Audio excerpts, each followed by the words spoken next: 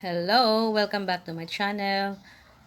Magtuturo po ako sa inyo kung paano ang pag-register sa ating Kringle.cash. So, kasi marami pa rin sa atin yung hindi talaga alam kung paano ang pag-register, paano magkuha ng ating referral link.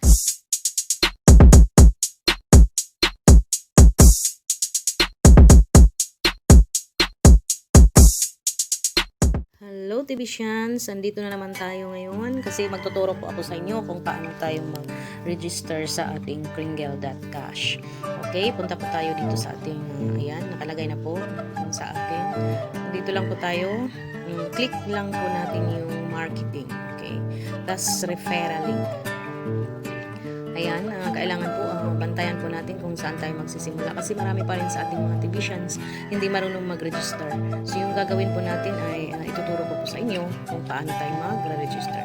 Next time po ituturo ko po sa inyo kung paano mag-register sa ating merchants. Okay, so ito po ang marketing, tapos dito po yung ating referral link.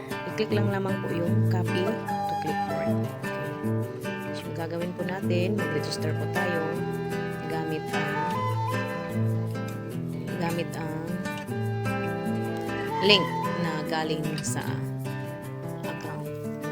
Okay, kulang po tayo. Siguraduhin po na nakalagay talaga yung username mo sa last na portion. Okay, yan. Ito na po yung bago natin paano tayo mag-register. Kasi dati, hindi pa po natin alam kung paano kasi marami pa rin yung nagtatanong sa ngayon. So, yung gagawin natin dito, ay click lang po natin, ilagay lang po natin yung kailangan merong email address na ayan, Daily Prayer 1970 okay, yan po. Tapos yan, verify, okay po siya. Tapos ito po pangalan, ilalagay mo talaga yung buong pangalan. Okay. Tapos username. Ikaw na po bahala sa username. Okay. Tapos ilalagay mo talaga. Huwag mo talagang lang. Kasi yun yung mali. Kaya nagiging Ayan. Kunyari lang po tayo. Ayan. Tapos click yung agree. Tapos kailangan pong siguraduhin kung sino yung nakalagay na referral link. Okay?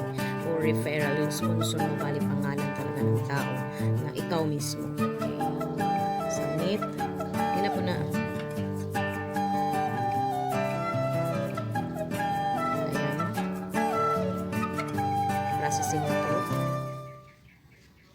Ayan. So kapag ganito na,